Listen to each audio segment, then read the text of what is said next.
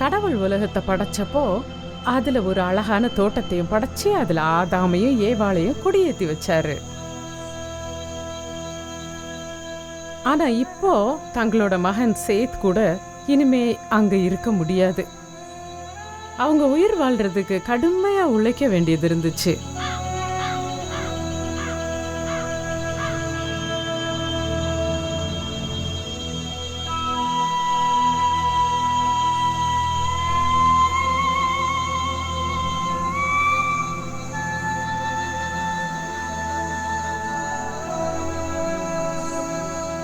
அப்பா இங்க பாருங்க, நாள் முழுசுமா கஷ்டப்பட்டு வேலை செஞ்சாலும் இவ்வளோ கொஞ்சமாக தான் சாப்பாடுக்கானது கிடைக்கிது. நாள் ஆக ஆக வெயில் அதிகமாகிற மாதிரி தெரியுது. எப்பவுமே இப்படி தான் இருந்துச்சாப்பா? இல்லை சேத், எப்பவுமே இப்படி இருந்ததில்லை. எல்லாமே ரொம்ப ஈஸியாக தான் இருந்துச்சு. உங்கள் அம்மாவும் நானும் எங்கள் வேலையை செய்யும்போது அது கஷ்டமாகவே தெரியாது. பூமி நிறையவே சாப்பாடு கொடுத்துச்சு. அப்படின்னா ஏன் இப்போ இவ்வளோ கஷ்டமாக மாறிடுச்சு? முந்தி மாதிரி ஏன் இல்லை? சேத், நீ சின்ன பையனாக இருக்கிறடா. நடந்ததெல்லாம் சொன்னால் அது உனக்கு புரியுமான்னு தெரியலை. அது ஒரு ரொம்ப சோகமான கதைடா. ஏன் சோகமானதுன்னு சொல்கிறீங்க? கடவுள் ரொம்ப நல்லவர், எப்போவுமே அவர் உதவி செய்வாருன்னு தானே சொல்லுவீங்க. கடவுள் நல்லவர், அந்த உண்மை ரொம்ப முக்கியமானது. ஆனால் நம்ம உலகம் மாறி போச்சு. முன்ன மாதிரி அது இப்போ இல்லை. அப்போ முன்னாடி எப்படிப்பா இருந்தது? சொல்கிறேன். கடவுள் வானத்தையும் பூமியும் படைச்சாருன்னு உனக்கு நல்லா தெரியும். வெளிச்சம், சமுத்திரம், எல்லா செடிங்க, மிருகங்க எல்லாத்தையும் அவர் தான் படைச்சார்.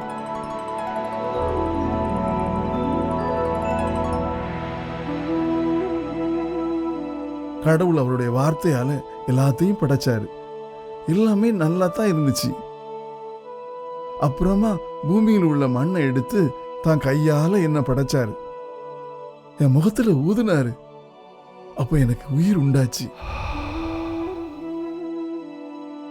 அப்போ நான் தனிக்கட்டையா தான் இருந்தேன். அதை பார்த்த கடவுள் என் கூட இருக்கிறதுக்கு ஒருத்தர் தேவைன்னு உங்க அம்மாவை படைச்சாரு. அப்ப அம்மா எப்படி இருந்தாங்க? சூப்பர் அழகு, அப்படிதானே? உங்க அம்மாவை முதல்ல பார்த்தப்போ சொன்னா நம்ப மாட்டேன், நான் அசந்தே போயிட்டேன். அது வரைக்கும் நான் பார்த்ததிலேயே அழகான படைப்புன்னா அது அவதான். ஆண்டவர் எங்களை ஆசீர்வதிச்சு எங்களுக்கு நிறைய பிள்ளைகள் பிறக்கும்னு அவங்க இந்த பூமியே அரசாளுவாங்கன்னு சொன்னாரு. எங்களுக்கு ஒரு அருமையான தோட்டத்தை கொடுத்தாரு. அதுல இருக்கிற மரங்கள்ல இருந்து எந்த பழத்தை வேணாலும் சாப்பிடலான்னு சொன்னாரு. ஆனா தோட்டத்து மத்தியில் இருக்கிற ஒரு மரத்தை காட்டி அதை பத்தி விளக்கமா சொல்லி அந்த பழத்தை மட்டும் சாப்பிடவே கூடாதுன்னு சொன்னாரு. நன்மை தீமை அறியத்தக்க அந்த மரத்து பழத்தை மட்டும் சாப்பிட்றவே கூடாது. ஏன்னா அதை என்னைக்கு சாப்பிட்றீங்களோ நீங்க சாக வேண்டியது இருக்கும். சரி, எங்க கதை இன்னைக்கு இவ்வளவு போதும்னு நினைக்கிறேன். ஜாமான்களேடு போவோம். அப்ப இன்னும் சொல்லுங்கப்பா, அந்த தோட்டம் எப்படி இருந்துச்சு? அந்த கார்டன் ரொம்ப ரொம்ப அழகா இருக்கும். அதுல ஸ்பெஷல் என்னன்னா கடவுள் எங்க கூடவே அதுல இருந்தாரு. உன்னால கற்பனை பண்ணி பார்க்க முடியுதா? சூப்பரா இருக்கே, கடவுள் உங்க கூடவே இருந்தாரா? ஆமாடா, அந்த தோட்டத்துல கடவுள் எங்க பக்கத்திலேயே நடந்து வருவாரு. செமையா இருக்கு. உங்க 2 பேருக்கும் அது படு குஷியா இருந்திருக்குமே. ஆமா சைத், எங்களுக்கான எல்லாமே அங்க இருந்துச்சு. கடவுளோட சமாதானமா இருந்தோம். அப்புறம் ஏன் எல்லாமே மாறி போச்சு? அது ஒரு பெரிய கதைடா. உனக்கு அதை கட்டாயம் சொல்லணும்னு தான் நினைக்கிறேன். ஆனா ரொம்ப நேரமாயிடுச்சு சேத், நம்ம வீட்டுக்கு போயிடணும். ஏன்னா இந்த இடம் ரொம்ப ஆபத்தானதா தெரியுது.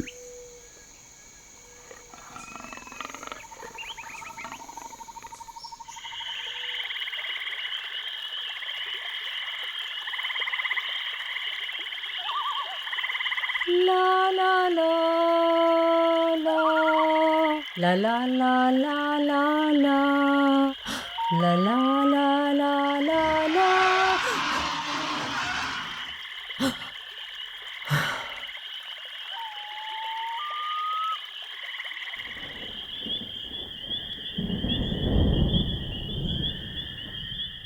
அம்மா, அம்மா நாங்கள் வீட்டுக்கு வந்துட்டோம். எனக்கு ரொம்ப சந்தோஷம்ப்பா. ஏன் வர இவ்வளவு நேரம்? இவ்வளவு பிந்தி வெளியே இருக்கிறது ஆபத்தானதுன்னு தெரியாதா? லேட் ஆனதுக்கு சாரிம்மா. நானும் சேத்தும் ரொம்ப டயர்ட். ஆனால் இதை சாப்பாட்டுக்கு கொண்டு வந்திருக்கோம் பாரு. நீங்க பத்திரமா வந்ததே எனக்கு சந்தோஷம். எதனாச்சும் காட்டு விலங்கு உங்களை தாக்கிருச்சோன்னு பயந்தே போனேன். பயப்படாதீங்கம்மா, எங்களுக்கு எதுவுமே ஆகலை. நான் வீட்டில் இங்கே தனியாக இருக்கும்போது ரொம்ப கவலையாயிருது. உங்களுக்கு ஏதாவது ஆயிருச்சுன்னா நான் என்ன பண்ணுவேன்? அழாத ஏவாள், கவலைப்படாத. கடவுள் நமக்கு எவ்வளவு நல்லது செஞ்சிருக்காருன்னு நினைச்சு பாரு. நம்ம அவர் கூட இப்போ தோட்டத்தில் நடக்க முடியலனாலும் இன்னும் நம்ம மேலே அக்கறை வச்சிருக்கிறாரு. சரிதான், கடவுள் நமக்கு எவ்வளவோ நல்லது செஞ்சிருக்காரு. ஆனா நம்மால தான் எல்லாமே மாறி போச்சுங்கிறத என்னால நினைக்காம இருக்க முடியல. ஏதோ எல்லாமே நேத்து நடந்த மாதிரி தோணுது.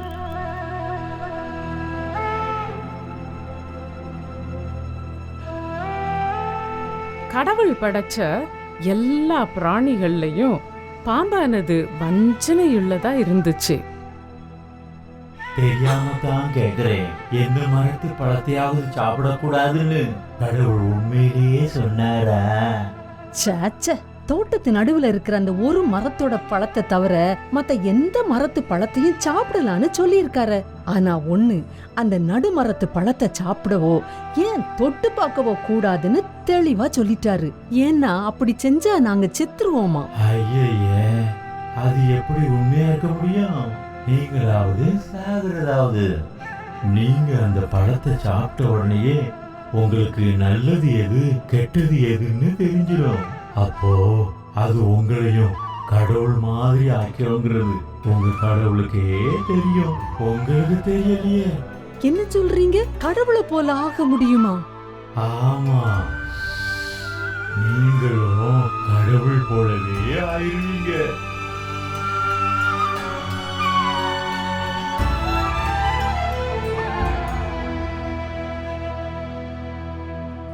அதுக்கப்புறம் தான் அந்த சம்பவம் நடந்துச்சு. பார்க்கறதுக்கு அந்த மரம் அவ்வளவு அழகாயும் அந்த பழம் ரொம்ப ருசியானது போலவும் ஏவாள் கண்ணுக்கு தெரிஞ்சதுனால அவ அதை சாப்பிட்றலான்னு முடிவு பண்ணான். ஞானம் கிடைக்கும்ன்ற நம்பிக்கை வேற அவளுக்கு. அதோட அந்த பழத்தை தன் கணவனுக்கு கொடுத்தா அவனும் அதை சாப்பிட்டான். உடனே எல்லாமே மாறிட்ட மாதிரி தெரிஞ்சது.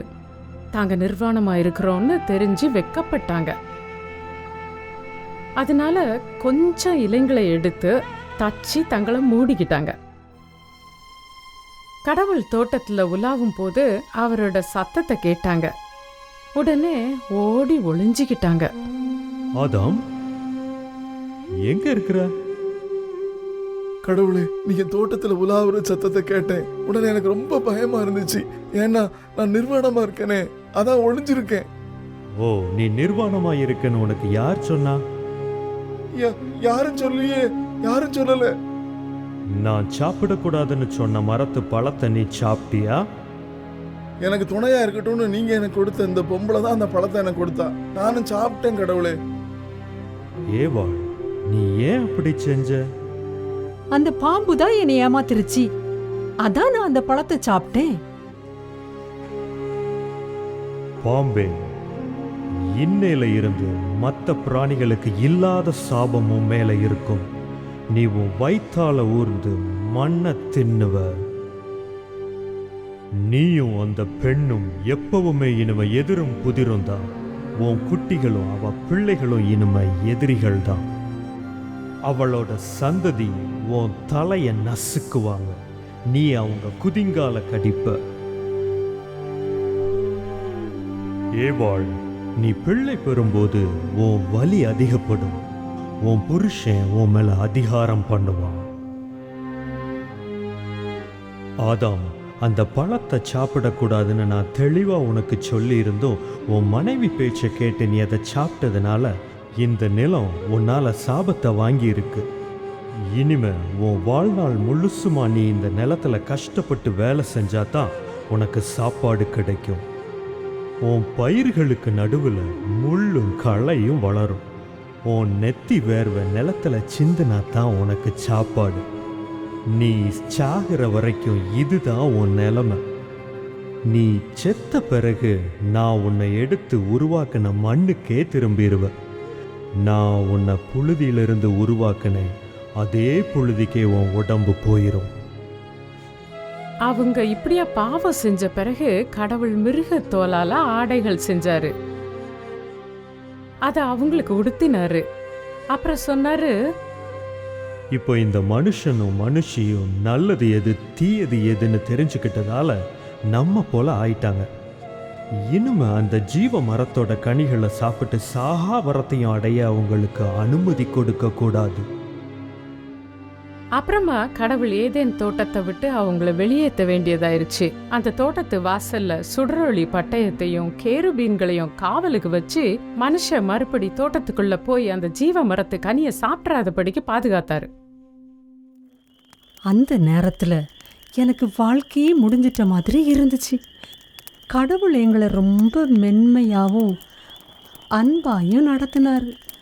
நாங்கள் அவரோட கட்டளைக்கு கீழ்ப்படியாம போனதுனால அவரை தள்ளி வச்சிட்டோம். நாங்கள் ரொம்ப தனிமையாயிட்டோம். அதை நினச்சி ரொம்ப அழுதேன்.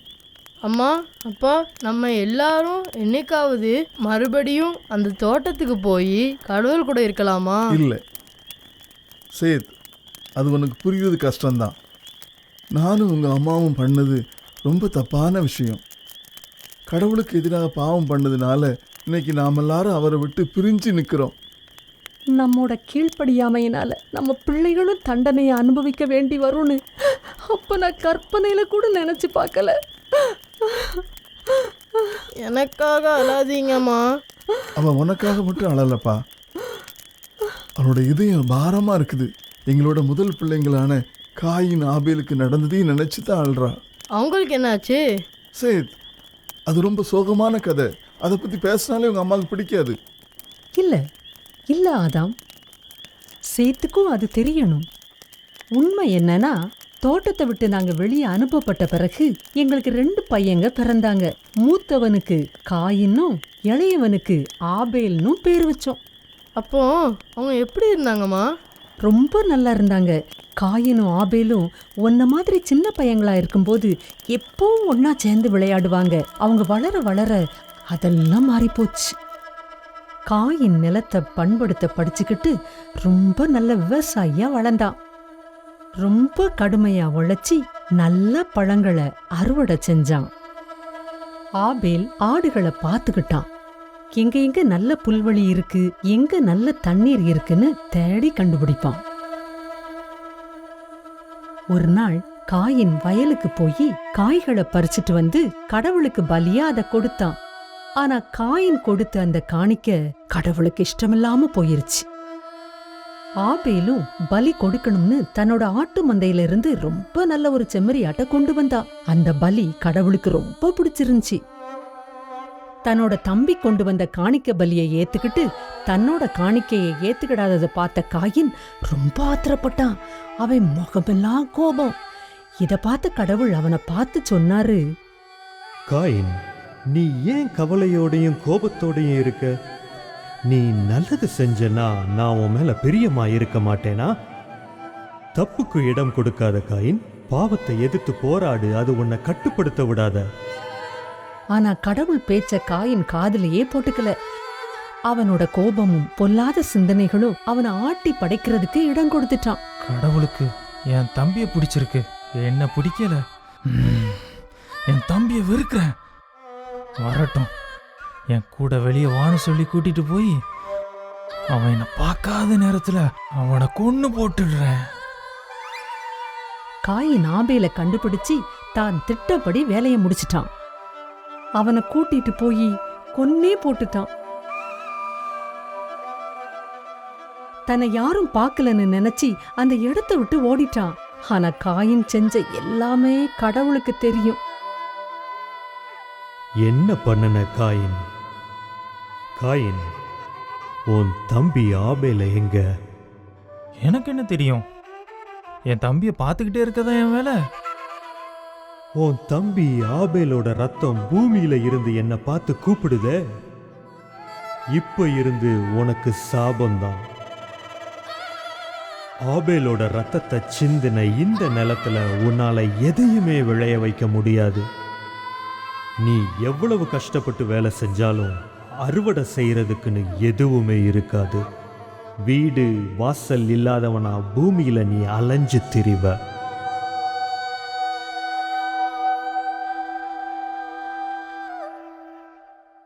அப்புறமா காயின் எங்கேயோ தூரமா போயிட்டான்.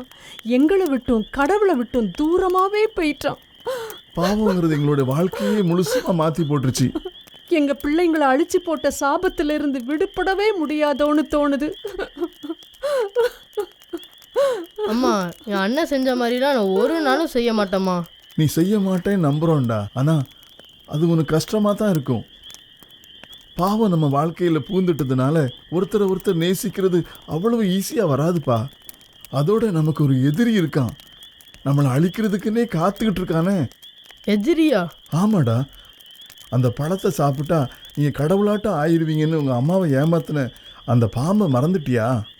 அவன் அப்படி என்கிட்ட பேசும்போது நான் நம்பிட்டேன். கடவுளோட வார்த்தையை சந்தேகப்பட்டேன். கடவுள் எவ்வளவோ நல்லவரா இருந்தாருங்கிறதையே மறந்துட்டேன். கடவுள் மாதிரியான ஞானம் எனக்கு கிடைச்சிரும்னு வேற நினைச்சிட்டேன். எங்களை அப்படி ஏமாத்தினவன் தான் கடவுளோட எதிரி.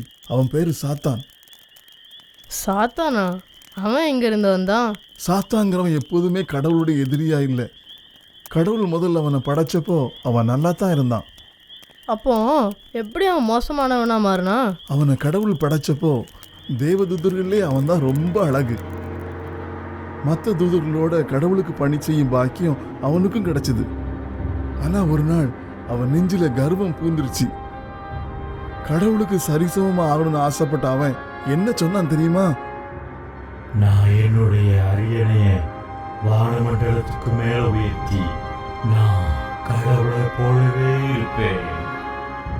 அதனால அவனையும் அவனோட கூட சேர்ந்து புரட்சி பண்ண ஆரம்பிச்ச மற்ற சில தேவதூதர்களையும் கடவுள் பரலோகத்திலிருந்து வெளியே விரட்டிட்டாரு. இப்போ அந்த சாத்தான் தான் எல்லா பொல்லாத ஆவிகளுக்கும் பிசாசுகளுக்கும் ராஜாவா இருக்கான்.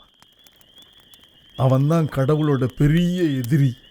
அப்போ சாத்தானும் அவன் கூட்டாளி பிசாசுகளும் கடவுளுக்கு எதிராக சண்டையில் இறங்கியிருக்காங்களா?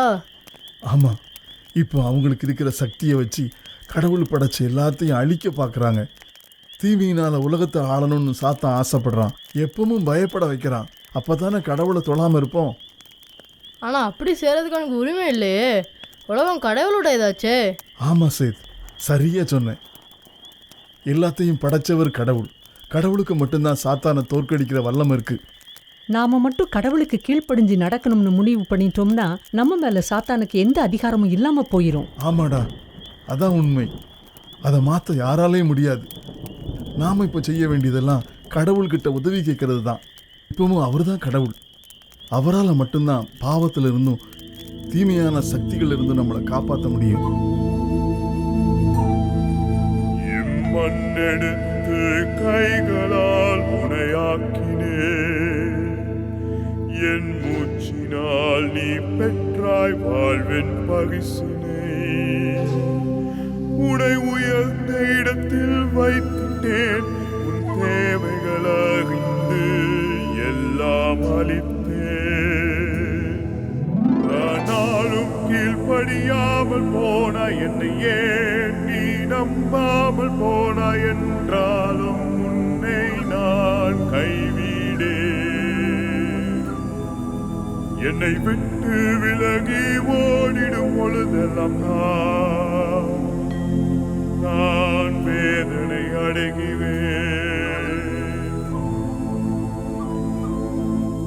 ஆனாலும் என் நித்திய அன்பை காண்பாய், என் இரக்கம் எல்லைகள் இல்லாதவை. ஒரு நாள் இந்த முகங்கள் எல்லாம் முடியும். என் அன்பின் ஆழம் அப்போது உனக்கு புரியும்.